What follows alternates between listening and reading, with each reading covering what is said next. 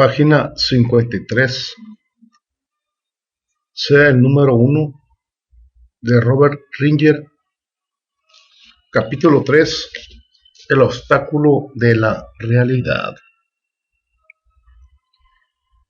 La exacta estimación de la realidad puede ser tan crucial para la vida como el oxígeno. Querer abrirse paso en este mundo sin una razonable comprensión de la realidad es lo mismo que andar a trompicones en una habitación sin luz y sembrada de minas. Tener conciencia de lo que uno está haciendo y de por qué lo está haciendo, el requisito previo para llegar a ser el número 1 es, en efecto, ser consciente de la realidad.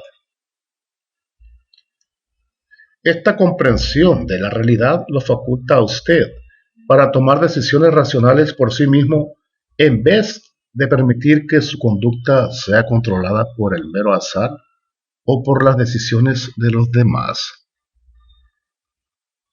Hablando claro, para vencer el obstáculo de la realidad, debe usted convertirse en un realista. Un realista es una persona que cree que los actos deben basarse en la realidad y que aborrece cuanto pueda parecer imaginario, poco práctico, teórico o utópico. El mayor problema que tiene la gente con la realidad es su tendencia a confundirla con sus preferencias y aversiones. Nuestros sentimientos personales respecto a determinada realidad no afectan a la realidad en sí. Desdeñar a los demás porque señalan las realidades no cambia en modo alguno esas realidades. Y engañarse uno mismo sobre la realidad es lo peor de todo. Literalmente fatal en algunos casos. Con las mismas palabras del obispo Butler, las cosas y los actos son lo que son, y sus consecuencias serán lo que serán. ¿Por qué desear, pues, ser engañados? El obispo da certeramente en el clavo. Es lo mismo que ya le había dicho a usted la tortuga, llamándolo con su simple lenguaje la teoría de la realidad. La realidad no es lo que usted quiere que sean las cosas, ni lo que parecen ser, sino lo que son verdaderamente. O reconoce usted la realidad y la usa en su beneficio, o ésta trabajará automáticamente en contra de usted. Esto es lo bueno de la realidad. Puede usted optar por emplearla a favor de usted en vez de quedarse sentado como un tonto, esperando que le dé un trastazo en plena cabeza. Puesto que no todo en la vida puede ser controlado por usted, es bueno saber que el pleno conocimiento de la verdad y la oportunidad de usarla en su beneficio sí que pueden serlo. El peligro de confundir sus preferencias con la realidad se explica en la teoría del es contra el debiera ser.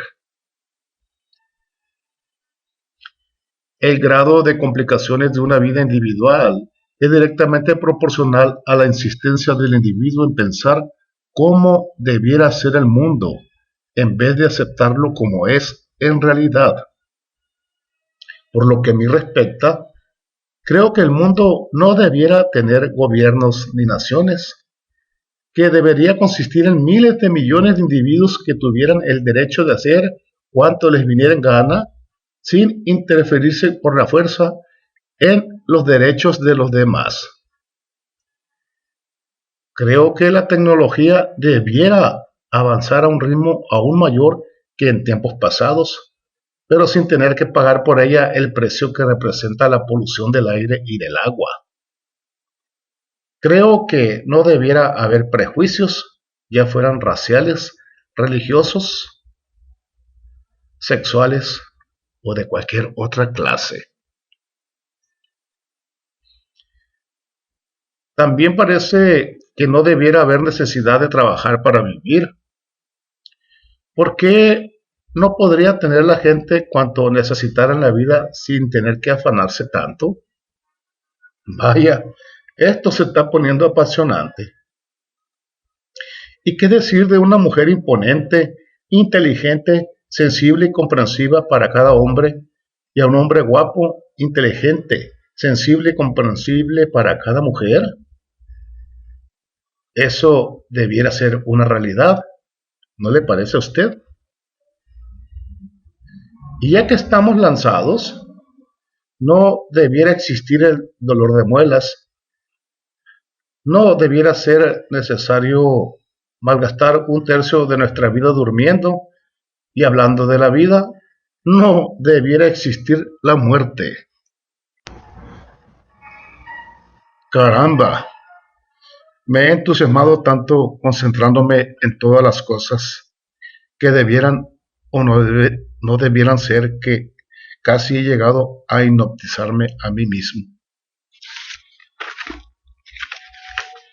Y esto es exactamente lo que es una vida tipo debiera, una vida de autohipnosis, una vida basada en la fantasía más bien que en los hechos. Es muy fácil caer en la trampa de permitir que nuestros deseos y emociones nos hagan la mala jugada de hacernos pasar por realidad lo que no son más que ilusiones. Aunque una persona gaste su tiempo insistiendo en lo que debiera ser, el mundo sigue alegremente su camino, comportándose de acuerdo con lo que es. Lo que nunca afectará a la realidad son los deseos de usted. Cuando permite que sus deseos se confundan con los hechos, se está creando problemas. Ayn Rand, la filósofa, no puede decirlo más simplemente. Los hechos no pueden ser alterados por un deseo, pero pueden destruir a quien expresa ese deseo. Evite la equivocación de confundir la manera como cree que las cosas debieran ser con la manera como son en realidad. No tema nunca tanto a la verdad como para negarse a conocerla. ¿Cómo podrá enfrentarse eficazmente con los hechos si niega usted su existencia?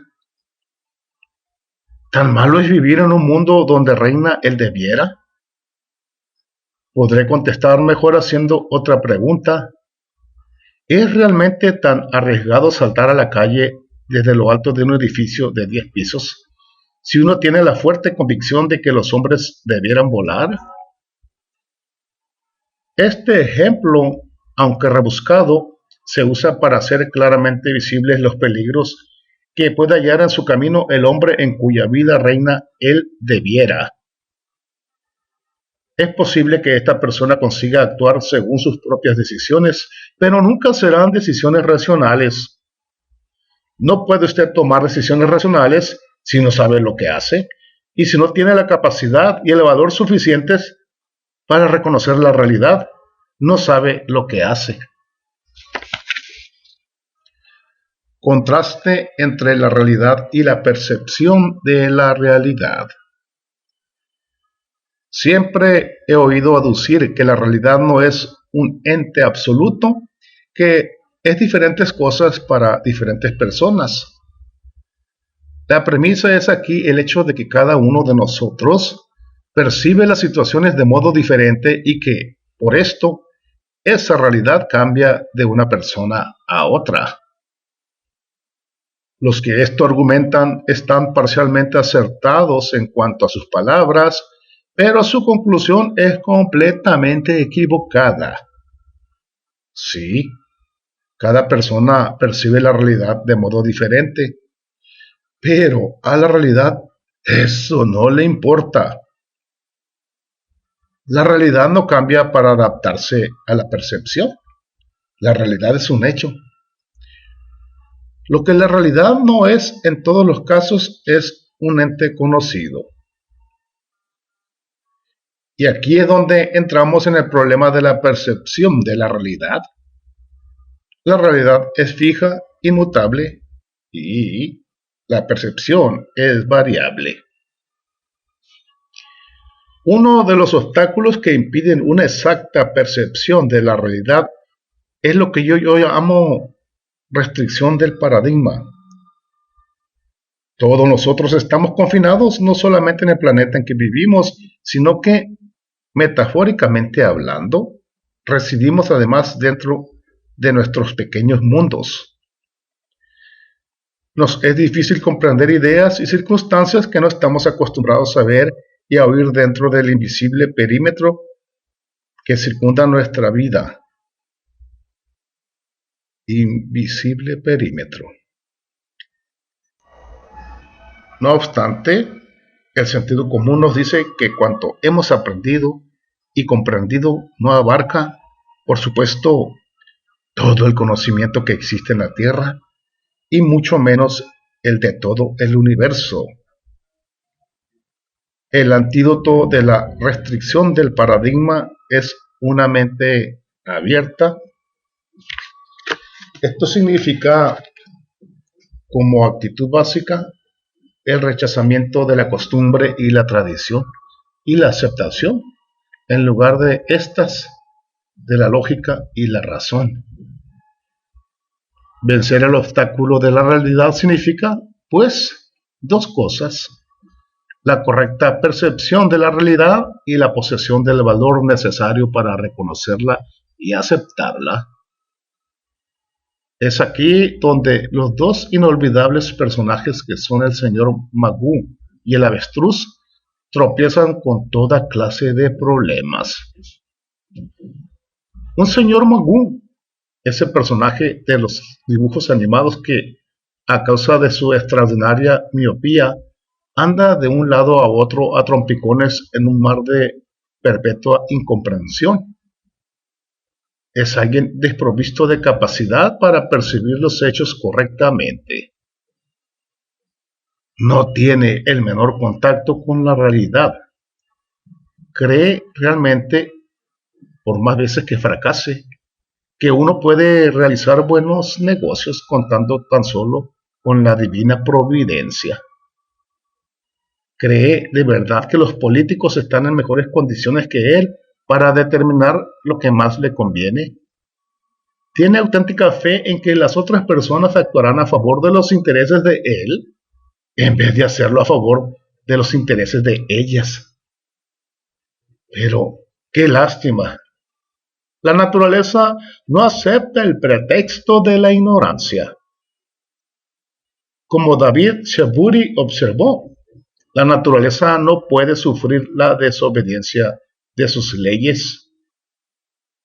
Nos maltrata lo mismo si somos bondadosos e ignorantes que si somos odiosos y estúpidos.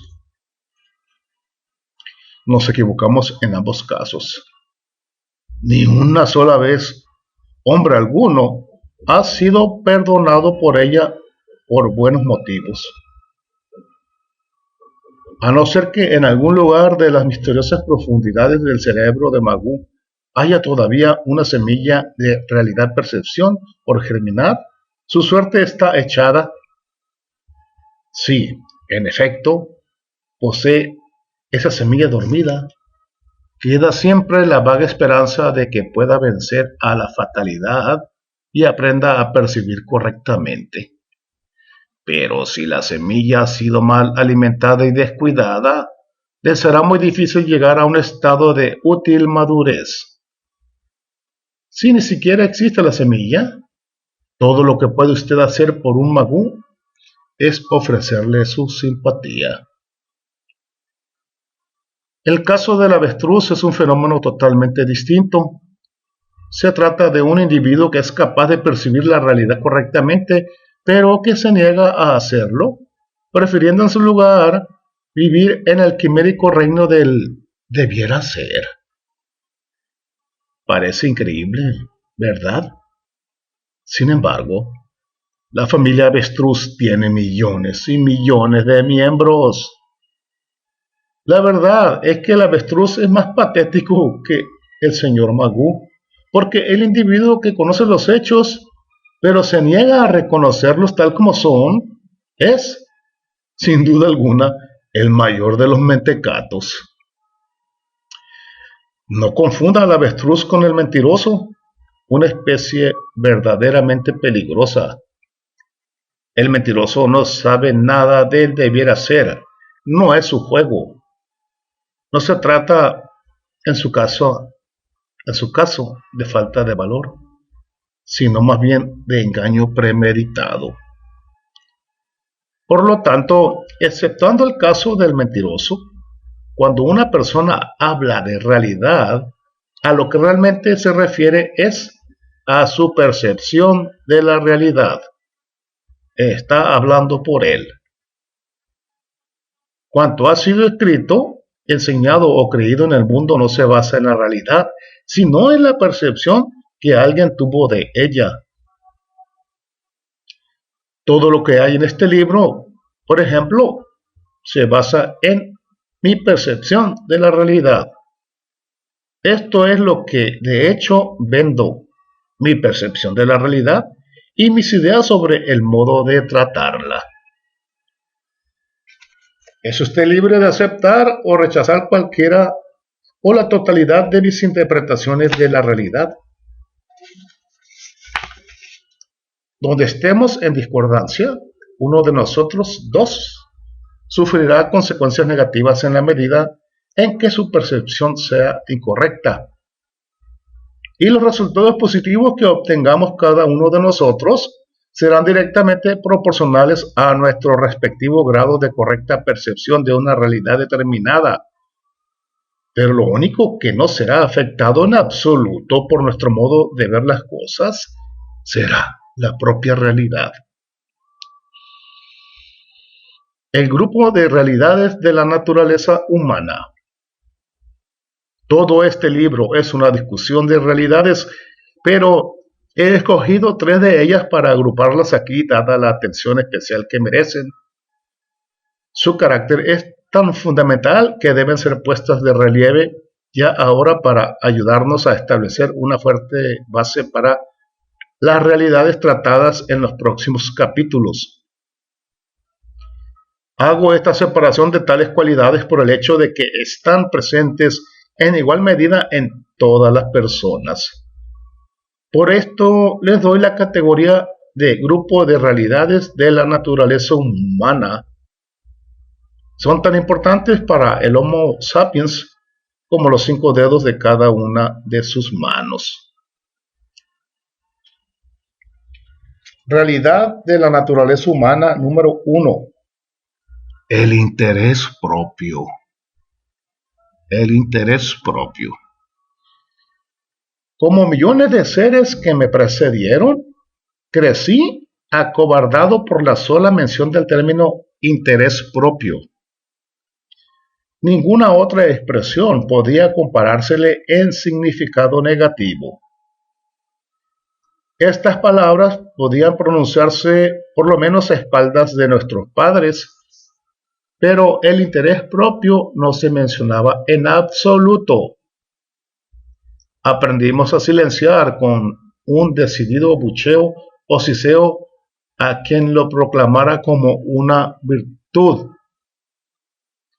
Bueno, ahora, sin exponernos a ningún remordimiento de conciencia, digámoslo abiertamente de una vez para siempre. Todo el mundo actúa siempre en su propio interés. Vaya, la cosa no ha sido tan difícil como parecía, ¿verdad? Entonces, ¿por qué tantas reservas? ¿Qué sucede con el interés propio para que represente una amenaza tan grande para ciertos individuos? Las personas que más temen que se divulgue el conocimiento de la realidad del interés propio son las que quisieran que usted continuara actuando a favor de los intereses de ellas. El egoísmo racional no es ningún problema, es decir, el egoísmo no supone ninguna clase de interferencia violenta en la vida de los demás. Lo que sí constituye un problema es el egoísmo irracional, de los que no quieren que usted actúe en provecho propio, de los que quieren interferirse egoístamente en su vida, incitándole a usted a hacer lo que ellos creen que está bien. El individuo que tacha a los demás de egoístas suele ser él mismo un egoísta irracional. Este solo hecho no representaría ningún problema para la civilización. El conflicto comienza cuando esa persona se afana demasiado en animarle a usted a hacer las cosas que a ella le producen felicidad. ¿Cómo puede ese individuo, un moralista absoluto, obligarlo a usted a que piense que las necesidades de él están en primer lugar, cuando usted ha llegado lógicamente a la conclusión de que no hay nada inmoral en actuar en su propio interés y que es algo perfectamente normal? La respuesta es que ese individuo no puede hacer tal cosa. Él sabe que tan pronto como rompa usted la barrera de razonamientos que le ha puesto y se dé cuenta de que ser egoísta no es solo natural, sino que es una virtud, usted dejará de servir a sus propósitos. Ahora veamos por qué estoy leyendo este libro a mi manera. Es por mi interés, no es por el interés de otras personas. Es a mi manera y por mi gusto. De ahí la falacia de los razonamientos de tal individuo. En realidad, usted podría servir mucho mejor a los propósitos de ese señor si él quisiera tratar con usted sobre una base valor por valor. Y aquí es donde él falla. No quiere ofrecerle un valor equivalente al que pretende de usted. No es lo suficientemente racional como para comprender que, apelando a las necesidades de usted, podría estimularlo para que aportara voluntariamente a la vida de él los valores a que aspira. Un diccionario define el egoísmo en parte como procurar solo o principalmente por uno mismo, mirar solo o principalmente por los propios intereses o conveniencia. Como muchas definiciones de los diccionarios, esta tiende a disfigurar la cuestión. Mirar solamente y mirar principalmente por los propios intereses son dos cosas distintas. Esto nos hace recordar de nuevo que el egoísmo vulgar y corriente no es la solución. Actuar egoístamente lo hará usted siempre, por más que se resista a admitirlo o que pretenda demostrar lo contrario, porque se trata de un acto automático. No tiene usted elección al respecto. En cambio, lo que sí puede escoger es si debe ser racionalmente egoísta o irracionalmente egoísta. Y su modo de llevar a cabo esta elección determinará si su vida va a estar llena de placer o de dolor. Si es usted racionalmente egoísta, mirará principalmente por sus propios intereses, pero no solamente. Un simple razonamiento le dirá que debe mirar por los intereses de los demás, aunque no todos, con el fin de conseguir sus propios objetivos. Sus congéneres, los seres humanos, representan para usted valores potenciales en negocios y relaciones personales, y el individuo racional comprende que para cosechar estos valores debe llenar ciertas necesidades de los demás. De esta manera, el individuo más racionalmente egoísta es también el más dadivoso, puesto que es el que mejor comprende la solidez de las relaciones valor por valor. Cuando una persona simplemente generosa hace algo por usted, no tiene por qué impresionarse porque sea clase de persona da a todo el mundo prescindiendo de su admiración o respeto hacia ellos.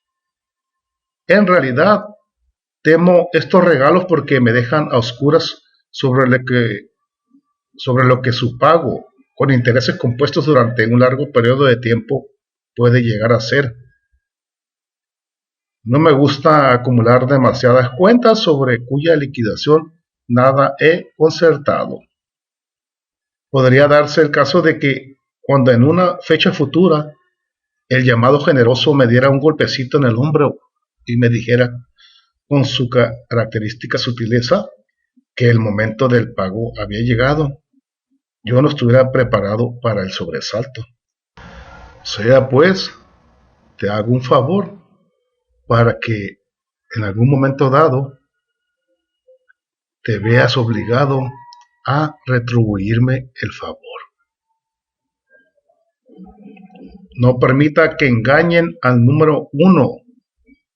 Tenga presente que los regalos de los declaradamente generosos casi siempre traen cola. Una cola escondida en forma de precio, el cual suele ser mucho mayor que el que usted habría estado dispuesto a pagar si hubiese estado a la vista desde el principio. Y, además, los precios desconocidos tienen la virtud de ser presentados al cobro cuando más apurado se halla usted. En cambio, cuando una persona realmente egoísta le hace un regalo, puede estar seguro de que ese es exactamente el valor que ella pretende colocar en usted. Supongo que va viendo por qué querer ser el número uno requiere un esfuerzo consciente y racional. Subconscientemente ya lo ha hecho usted siempre, o al menos lo ha creído, al tomar continuamente decisiones o no tomándolas en ese sentido, y precisamente por haberlas venido tomando de ese modo.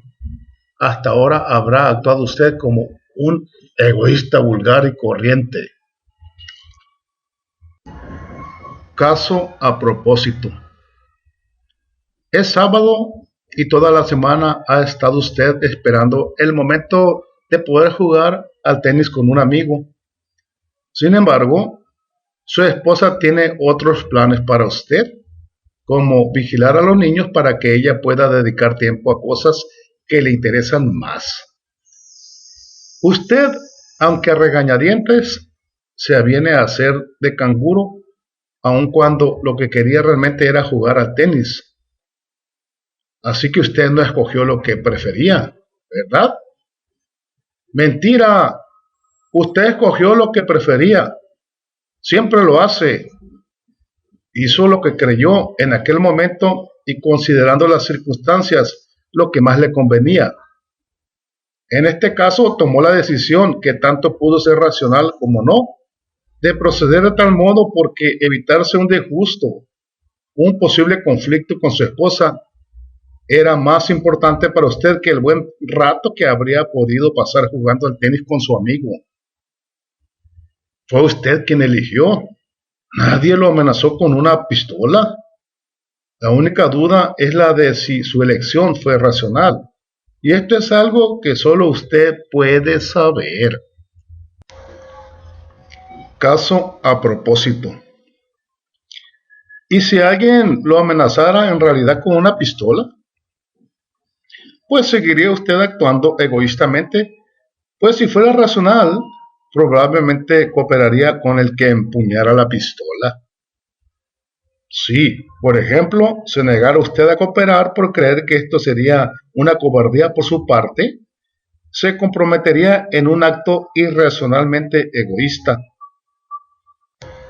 Aun cuando pudiesen existir circunstancias bajo las cuales no le fuera conveniente cooperar, a pesar de hallarse amenazado por una pistola, la valentía no sería un motivo racional.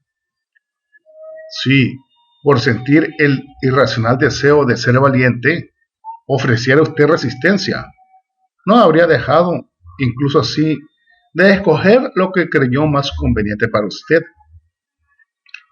¿Puede imaginarse usted a alguien que crea que la muerte es lo que más le conviene? Caso a propósito. No es necesario que se lo imagine, bastará con que dé una mirada a las estadísticas de los suicidios. En todo el mundo hay diariamente personas que creen que la muerte sería más agradable que la vida, y es posible que la decisión de quitársela sea, bajo ciertas circunstancias, apropiada y racional. En la mayoría de los casos, sin embargo, no lo es. De todos modos, la persona que se quita la vida escoge simplemente lo que egoístamente cree que es lo mejor para él. Caso a propósito. ¿Y qué decir del individuo que arriesga su vida para salvar a otra persona? ¿También él es egoísta? Tengo el presentimiento de que a estas alturas ya conoce usted la respuesta. Si usted arriesga su vida ciegamente y a la ligera por una persona totalmente extraña, es porque cree, por más que se haya dejado llevar por un impulso momentáneo, que se sentirá mejor arriesgando su vida y sabiendo que hizo lo que pudo para salvar al extraño, que teniendo que vivir con el pensamiento de que otro ser humano murió, pudiendo haber sido salvado por usted. Puesto que cada caso de urgencia varía según los riesgos que implica, la capacidad de uno para tomar decisiones racionales con rapidez es puesta duramente a prueba cuando surgen situaciones que son verdaderamente de tipo vida o muerte. Vida o muerte. Siendo así, debiera tener usted siempre preparadas algunas pautas para seguirlas en tales situaciones de urgencia, de modo que tuviera una idea general antes de que éstas se produjeran de lo que podría hacer. Y al establecer estas pautas, debiera tener presentes posibilidades como estas. ¿Cómo sabe usted que la persona por la que usted arriesga su vida no es un Adolfo Hitler o una Tila? O peor todavía, el jefe de algún centro regulador de impuestos de los Estados Unidos. En eso reside la irracionalidad básica de arriesgar su vida por un extraño. No hay modo alguno de que usted sepa por quién la arriesga. ¿Significa esto que debiera mostrarse usted hostil, cauteloso o indiferente con los extraños? Manifestar hostilidad hacia alguien que usted no conoce es, por supuesto, absurdo. Creo que es prudente ser cauteloso con los extraños por la misma razón que uno es cauteloso al cruzar la calle. Ambos lo exponen a usted a peligros potenciales, pero no hasta el punto de que se convierta en un paranoico. Su miedo a los extraños, hasta que no le hayan dado motivos para pensar de otro modo, no debiera ser mayor que su miedo de cruzar la calzada. La indiferencia es otra cuestión. Me parece racional ser indiferente, no llegar al punto, por lo menos, de pasarse la vida recorriendo las calles en busca de personas que necesiten ayuda. Puesto que todo el mundo necesita ayuda, ¿por dónde empezaría?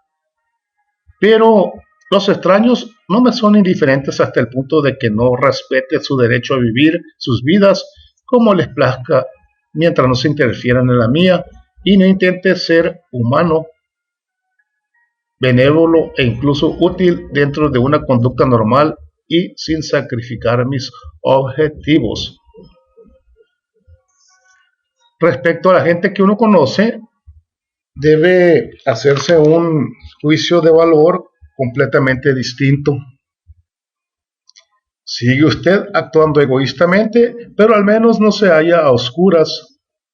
Puede usted tomar una decisión racional como, por ejemplo, arriesgar su vida por la mujer a quien ama, si el placer que usted obtiene de la existencia de ella es lo suficiente grande como para justificar tal acto.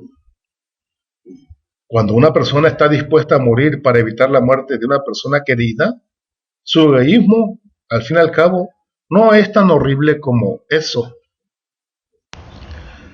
Caso a propósito. Finalmente, hay el argumento de Mahatma Gandhi.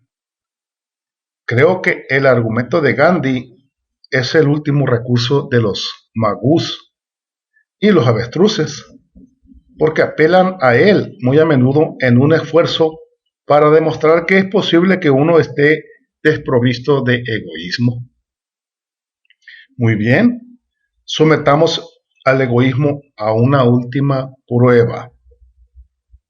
Pregunto, ¿puedo decir honestamente que creo que Gandhi actuaba egoístamente cuando se sacrificó por la libertad del pueblo indio? No, no puedo decir que lo creo. Sería más adecuado decir que lo sé con seguridad. Es cierto que yo no fui un amigo personal de Gandhi, pero no es necesario que lo fuera. Solo necesito saber que él fue un ser humano y que las líneas de conducta de todos los hombres, a lo largo de toda la historia, fueron escogidas de entre las alternativas disponibles en su tiempo. Hiciera lo que hiciese Gandhi, ya racional o irracionalmente, lo hizo por su propia elección. Si actuó con la esperanza de hacer felices a millones de sus compatriotas, este fue el método que escogió para perseguir su propia felicidad. Son solo los medios que las personas eligen para alcanzar su felicidad los que difieren. El Mahatma Gandhi no fue el primer mártir ni será el último. Incluso es posible que haya alguno en su familia o entre sus amigos. Los mártires son gente egoísta, lo mismo que usted y yo, pero con un yo insaciable.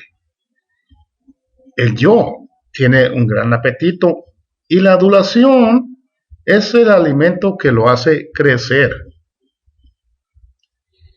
Si usted se sacrifica por sus hijos por razones egoístas que pueden o no hacerlo felices a usted y a ellos, ¿sí? Usted se sacrifica por su marido por razones egoístas, que pueden o no hacerlo felices a él y a usted. Sí, usted se sacrifica por sus padres por razones egoístas, que pueden o no hacerlo felices a usted y a ellos. Ninguno de estos ejemplos, por supuesto, implica sacrificio alguno. Lo que sí suponen, a su más alto nivel, es egoísmo racional. La actuación con la creencia de que el provecho que usted espera recibir como recompensa merecerá el tiempo, los esfuerzos y o el dinero que usted invierta en hacer algo por la otra persona. Llegamos así a la conclusión de que no existe nada que pueda llamarse altruismo, desprovisto de egoísmo. Solo hay egoísmo racional y egoísmo irracional. Pónganse en guardia cuando algún idealista chiflado intente hacerle juegos de palabras.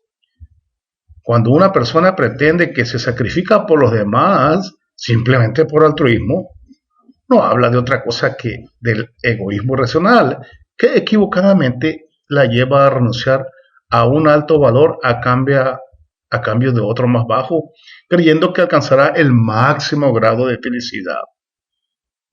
Desconfíe sobre todo de los que creen de verdad que son altruistas.